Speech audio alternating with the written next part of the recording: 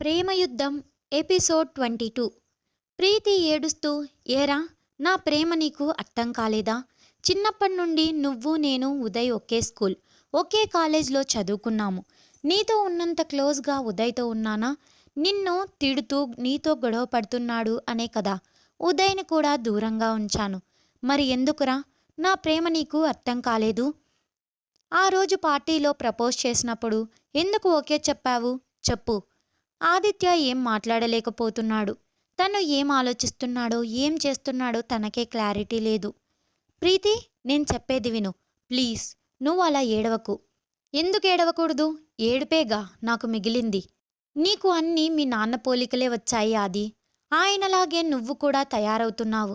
ఆయన మీ మమ్మీని ప్రేమించి పెళ్లి చేసుకొని ఆస్తి కోసం పెళ్లి కాలేదు అని అబద్ధం చెప్పి గాయత్రి ఆంటీని రెండో పెళ్లి చేసుకున్నాడు. నువ్వు అంతే, ఆస్తి కోసం నన్ను పెళ్లి చేసుకోవాలి అనుకున్నావు. ఇప్పుడు ప్రేమించాను అని ఆ అర్చనని పెళ్లి చేసుకోవాలి అనుకుంటున్నావు. ఏమో, ఎవరికి తెలుసు? నువ్వు మీ నాన్నలాగే అర్చనని ఎవ్వరికీ తెలియకుండా పెళ్లి చేసుకొని ఆస్తి కోసం నన్ను కూడా పెళ్లి చేసుకునేవాడివేమో. ఇవాళ నీ ఆఫీస్కి వచ్చి నీ మాటలు విన్నాను. లేకపోతే నువ్వు అలాగే చేసేవాడివి. ఛీ! ఆదిత్య కోపంగా ప్రీతి అని అరిచి ప్రీతిని చెంపపై కొడతాడు. ఏయ్, ఇంకొక్కసారి ఆ ధనుంజయ్తో నన్ను పోల్చకు చెప్తున్నా. నేను ఆయన ఒకటి కాదు కాదు అని టేబుల్ మీద ఉన్న ఫైల్స్ అన్నీ చేత్తో విసిరేస్తాడు. ఏంటో ఈ ఉదయ్ ఆదిత్య కన్నతండ్రిని పేరు పెట్టి మరి పిలుస్తున్నారు అని అనుకుంటున్నారా? మరి అంకుల్ చేసిన పనులు అలా ఉన్నాయి. అవన్నీ మనం తర్వాత ముచ్చటించుకుందాం. ప్రీతి చెంప మీద చెయ్యి పెట్టుకొని కోపంగా, ఎందుకు పోల్చకూడదు ఆది? ఆయన మీ అమ్మని మోసం చేస్తే నువ్వు నన్ను మోసం చెయ్యాలి అనుకుంటున్నావు. నేను నిన్ను మోసం చెయ్యాలి అనుకోలేదు అర్చన. నేను నిన్ను మోసం చెయ్యాలి అనుకోలేదు. అర్చన నా ప్రేమని ఒప్పుకుంటే తర్వాత నేనే నీకు జనార్దన్ గారికి చెప్పాలి అనుకున్నాను. ఈలోపు నువ్వు ఇలా ఆఫీస్కి వచ్చి వినేశావు. ఇందులో నా తప్పేముంది? మోసమేముంది? తప్పు కాదా?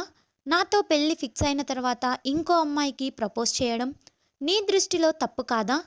నేను నిన్ను పెళ్లి చేసుకొని వేరే అమ్మాయితో తిరిగితే అది తప్పు. అప్పుడు నేను మోసం చేశాను అని నువ్వు అన్నా నేను ఒప్పుకుంటాను. ఇంకా మన పెళ్లి కాలేదు, కనీసం ఎంగేజ్మెంట్ కూడా అవ్వలేదు. నా అభిప్రాయం మారితే తప్పేముంది?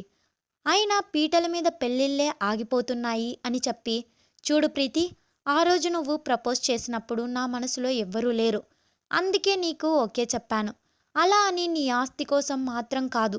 నిజం, చిన్నప్పటి నుండి నాకు పరిచయం ఉన్నా నేను క్లోజ్గా మాట్లాడిన అమ్మాయివి నువ్వు. నా గురించి మా అమ్మ గురించి తెలిసి నన్ను ఇష్టపడ్డావు. అప్పుడు నీకు నో అని చెప్పడానికి నా దగ్గర కారణాలు లేవు. కానీ అచ్చనని చూసిన వెంటనే ఎందుకో తెలీదు, నా మనసు నా మాట వినలేదు. ఇది తప్పు అని నా బ్రెయిన్ చెప్తున్నా చివరికి నా మనసు చెప్పిందే విన్నాను. I'm sorry Preeti. I love Archana. I want to marry her అని చెప్పాడు ఆది. ఒక్కసారిగా తను కన్న కలలు, ఊహించుకున్న జీవితం చేజారిపోయింది అని తెలియగానే ప్రీతికి కన్నీళ్లు ఆగట్లేదు. తనకి 13 ఏళ్ళు ఉన్నప్పుడు ఉదయ్ కోసం తన ఇంటికి వెళ్ళినప్పుడు ఆదిత్యని చూసింది. ఉదయ్తో ఆటల్లో గొడవపడి దెబ్బలు తగిలినప్పుడు ఆదియే ఆయింట్మెంట్స్ రాసేవాడు. స్కూల్లో డీసెంట్గా అమ్మాయిలతో మాట్లాడకుండా చదువు మాత్రమే తనకి ముఖ్యం అనుకునేవాడు. ఒక్క ప్రీతితోనే మాట్లాడేవాడు. స్కూల్లో అందరూ ఆది తనతో మాట్లాడుతుంటే కుళ్ళుకోవడం చూసి ఏదో తెలియని ఆనందం. అప్పటి నుండి ఆదికి చాలా క్లోజ్ అయింది ప్రీతి. సైలెంట్గా ఉంటాడు, ఏ గొడవలకు వెళ్ళడు అని ఎవరైనా ఏడ్పించాలి అని చూస్తే వాళ్ళతో ఫుట్బాల్ ఆడేసుకునేది. ఆ ఇష్టం కాస్త పెరుగుతూ ప్రేమగా మారింది. చివరికి 3 ఇయర్స్ చిన్నపిల్లగా ఉన్నప్పటి నుండి ఉదయ్తో ఆడుతూ ఏడిపిస్తూ గొడవ పడిన ఉదయ్, ప్రీతి బెస్ట్ ఫ్రెండ్స్ లాగా అయ్యారు. ఆదిత్య తనకి ప్రపంచం అవ్వకముందు ఉదయ్తోనే ఎక్కువగా మాట్లాడేది, కలిసి ఆడుకునేవారు. అలాంటి ఉదయ్ని కేవలం ఆదిని ఇష్టపడట్లేదు అనే ఒక్క కారణంతో ఉదయ్ ఫ్రెండ్షిప్ని కూడా వద్దు అనుకుంది. అప్పుడప్పుడు కలిస్తే పలకరించి వదిలేసేది, ఎక్కువ క్లోజ్గా మూవ్ అయ్యేది కాదు. స్కూల్, కాలేజీ డేస్ ఆదిత్యతో ఉన్నన్ని రోజులు అవన్నీ ఒక్కొక్కటిగా తన కళ్ళ ముందు ఫ్లాష్ అవుతుంటే తట్టుకోలేకపోతుంది. ఇంకా అక్కడ ఉండలేక ఏడుస్తూ క్యాబిన్ డోర్ ఓపెన్ చేసి వెళ్ళి ఆఫీస్ బయట తన కార్ డోర్ ఓపెన్ చేస్తున్న ప్రీతికి ఉదయ్ కార్ రావడం చూసి ఆగిపోయింది. ఉదయ్! మధు కార్ దిగి ప్రీతిని చూసి ఉదయ్ సీరియస్గా, నీ కాబోయే హస్బెండ్తో మాట్లాడి వెళ్తున్నావానే? కంగ్రాచులేషన్స్ ప్రీతి.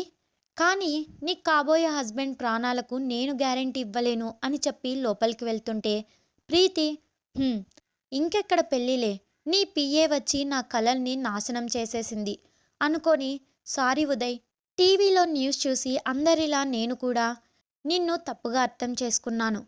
అర్చన నీ గురించి చెప్పాకే అర్థమైంది నువ్వంటే ఏంటో. చిన్నప్పటి నుండి చూస్తున్నా నిన్ను, అర్థం చేసుకోలేకపోయాను. సారీరా అంటుంది. "హ్మ్, ఇన్ని సంవత్సరాలుగా నన్ను చూస్తున్న నీకు నేనేంటో అర్థం కాలేదా? నా తింగర్ది చెప్తే అర్థమైందా?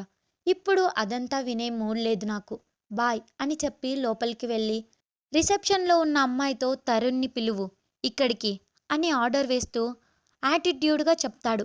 రిసెప్షనిస్ట్, మీకు అపాయింట్మెంట్ ఉందా సార్? సార్తో. సార్ ఇక్కడికి రారు, మీరే సార్ క్యాబిన్లోకి వెళ్ళాలి. మీ పేరు చెప్పండి అంటుంది. నేను వాడి దగ్గరకు వెళ్ళడమేంటి, వాడే వస్తాడు బేబీ అంటాడు ఉదయ్.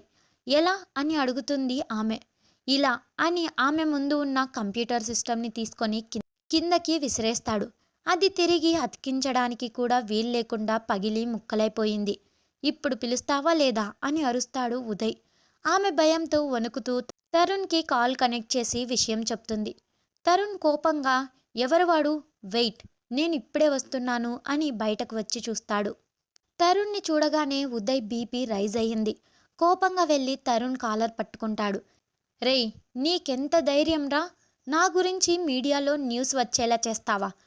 పైగా అర్చనకి యాక్సిడెంట్ చేసి నువ్వే హాస్పిటల్కి తీసుకువెళ్ళి ట్రీట్మెంట్ ఇప్పించి ఏదో గొప్ప సహాయం చేసిన వాడిలాగా తనకి ఇక్కడే ఉద్యోగం ఇస్తారా? అసలేమనుకుంటున్నారా నువ్వు? ఆ ఆదిగాడు చంపేస్తాను మిమ్మల్ని అన్ని ఎర్రబడ్డ కళ్ళతో నిప్పులు కురిపించేలా చూస్తూ అంటాడు ఉదయ్. తరుణ్ ఉదయ్ని విడిపించుకొని, ఏయ్, నువ్వేనా చంపేది, మేం చంపలేము అనుకున్నావా? ఏంట్రా ఓ తెగ అరుస్తున్నావు? నువ్వు చెయ్యాలి అనుకున్నదేంటి ఆది విషయంలో? అది తప్పు కాదా? నువ్వు చెయ్యాలి అనుకున్న పనిని నేను చేసి చూపించాను. ఏంటి నువ్వనేది అని అడుగుతాడు ఉదయ్. ఏంటా? అర్చనతో ఆదిని లవ్ చేసినట్లు యాక్ట్ చెయ్యమని చెప్పావు కదా. నువ్వు వాడి పరువు పోయేలా చేద్దామనుకున్నావు. ఆ అమ్మాయితో ప్రేమ నాటకం ఆడించి ఆదిని పిచ్చివాడిని చెయ్యాలి అనుకున్నావుగా. వాడిని డైరెక్ట్గా బిజినెస్లో ఓడించే దమ్ము సత్తా లేక ఇలా ఆడపిల్లని అడ్డు పెట్టుకొని గెలవాలి అనుకున్నావు. నువ్వసలు మగాడివేనా? లేకపోతే చేతికి గాజులు తొడుక్కొని ఒక మూలను కూర్చో. ఆ మాటకి ఉదయ్ తరుణ్ చంప చల్లుమనిపించి కోపంగా, రేయ్, ఇంకొక్క మాట నా గురించి తప్పుగా వాగావంటే ఇవాళ నా చేతిలో చస్తావురా నువ్వు. అడిగే దిక్కు కూడా లేని అనాథగాడివి. అప్పటికే ఈ గొడవంతా కెమెరాలో చూస్తున్న ఆది వీళ్లను ఆపడానికి వస్తుంటే ఉదయ్ అన్న మాటకు కోపంగా ఉదయ్ దగ్గరకు వచ్చి చంప మీద కొడతాడు. ఊహించని ఆ చర్యకి మధు, తరుణ్తో పాటు అక్కడ వీళ్ళ గొడవంతా తమ ఫోన్లలో వీడియో తీస్తున్న స్టాఫ్ కూడా షాక్ అయ్యి చూస్తారు. ఉదయ్కి మాత్రం కోపం ఇంకా ఎక్కువైపోతుంది. హేయ్, నన్నే కొడతావా? నిన్నే కాదు, వాడిని ఎవ్వరు ఏమన్నా కొడతాను. వాడు అనాథ కావచ్చు, కానీ వాడికి బంధాల విలువ తెలుసు. నీకు అందరూ ఉన్నా ఆ విలువ తెలీదు. ఇంకోసారి వాడిని అనాథ అనకు. వాడు నా ఫ్రెండ్, అలాగే నా తమ్ముడు కూడా అని తరుణ్ భుజం చుట్టూ చేతులు వేసి దగ్గరికి లాగి మరి చెప్తాడు ఆది. ఆది అలా తమ్ముడు అనేసరికి తరుణ్కి కంట్లో నీళ్లు తిరుగుతాయి. గర్వంగా అనిపిస్తుంది తనకి, తన ఫ్రెండ్ తనకి అంత వాల్యూ ఇచ్చినందుకు. వాడు నీకు ఏదైనా కావచ్చు, కానీ నా విషయంలో జోక్యం ఎందుకు చేసుకోవాలి అంటాడు ఉదయ్. చెప్పానుగా వాడు నా తమ్ముడు అని, అందుకే చేసుకున్నాడు. ఎలాగో రక్తం పంచుకున్న తమ్ముడికి నేనంటే ప్రేమ లేదు, కనీసం వాడికైనా ఉన్నందుకు సంతోషంగా ఉంది అంటాడు ఆది. నేను నీ తమ్ముడిని కాదు, నీది నాది ఒకే రక్తం కావచ్చు, కానీ మీ అమ్మ వేరు, మా అమ్మ వేరు. నీకు నా రక్తం పంచిన ఆ ధనుంజయ్ని ద్వేషించే నేను నిన్నెలా అన్నయ్య అని పిలుస్తాను? ఇప్పుడు నేను ఇక్కడికి వచ్చింది రక్త సంబంధాలు, ప్రేమానుబంధాలు గురించి మాట్లాడడానికి కాదు, ఇంకోసారి నా విషయంలో జోక్యం చేసుకోవద్దు అని వీడికి వార్నింగ్ ఇవ్వడానికి, వీలైతే 4 తన్నడానికి అంటాడు ఉదయ్. నువ్వు కొడుతూ ఉంటే ఇక్కడ చూస్తూ ఉండరు ఎవ్వరు. అయినా ఎందుకు కొడతావు? నన్ను ఎదిరించలేక ఒక ఆడపిల్లతో ప్రేమ నాటకం ఆడించాలి అని చూశావు. పాపం ఆ అమ్మాయకురాలు నీ గురించి తెలియక నువ్వు మంచివాడివి, మహాత్ముడివి అనుకుంటుంది. నువ్వు తప్ప అందరు మగాళ్ళు పనికిరాని వెధవలు అనుకునేలా చేశావు. ఏం మాయ చేశావురా తనని? నిన్ను ఒక్క మాట కూడా అననివ్వదు. ఎదుటివారిలో మంచి మనసు ఉన్నా కూడా చూడలేకపోతుంది. నువ్వు తప్ప ఇంకెవ్వరైనా మామూలుగా తన చెయ్యి పట్టుకున్నా తనకి నచ్చట్లేదు. కొంపదీసి నువ్వు తనని ఏమైనా ఉంచుకున్నావా అని అంటాడు ఆది. ఉదయ్ మనసులో అర్చన గురించి ఏం ఫీల్ అవుతున్నాడో తెలుసుకోవాలని, తప్పు అని తెలిసినా కూడా అంటాడు. ఒకవేళ ఉదయ్కి అర్చన మీద ఏ ఫీలింగ్ లేకపోతే ఇంకా అర్చన తనదే అన్న ఆశతో ఈసారి ఆది చంప చల్లుమనిపిస్తారు. ఎవరు? హా, ఎవరో గెస్ చేయండి friends. Story is continue. Wait for the next episode. Subscribe to our channel. Thanks for watching.